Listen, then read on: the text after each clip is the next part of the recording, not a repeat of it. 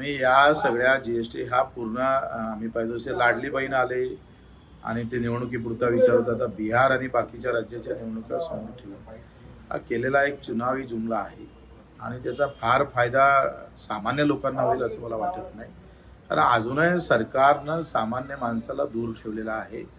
आम्ही सगळ्या गावातले लोक अधिक गरीब राहावं आणि त्यांचे चाकर राहावं, त्यांची मजुरी त्यांचा आम्ही पाहतोय श्रीमंत लोकांचे चालक, गेटवरचा आमचा पाहतो सुरक्षा रक्षक गार्ड, या सगळ्या ह्याच्यामध्ये हे सगळं केल्यानंतरही आखरी त्याचं सार काय आहे?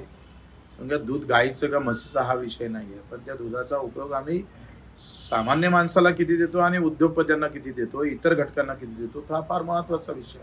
त्याबाबत बोललं पाहिजे ना. मोदीजींना सांगितलं पाहिजे का जसं जीएसटीच्या बाबतीत तुम्ही सांगितलं त्याच धर्तीवर तुमच्या 10 वर्षात 200 लोकांना 18 लाख करोड माफ केले, अदानी अंबानीला माफ केले. गुजरातमध्ये नानो जो प्रकल्प आला 49,000 कोटीचा, त्याचे फक्त 540 कोटी जमा करून घेतले, 48,000 कोटी माफ केले.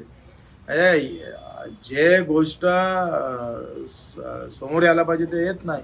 आणि मग या सगळ्या ह्याच्यामध्ये माझा शेतकरी कुठं आहे?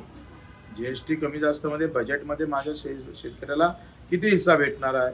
50 लाख कोटीच्या बजेटमध्ये केंद्राच्या आम्हाला फक्त जर 1.5 लाख कोटी भेटत असेल तर 1.25 ते 1.5 लाख कोटी भेटत असेल तर तो शेतकरी जगणार कसा आहे? त्याची तरतूद वाढवली पाहिजे आणि ते होत नाही आहे. आखरी या सगळ्याचा सार सामान्य माणसापर्यंत गेलं पाहिजे ना.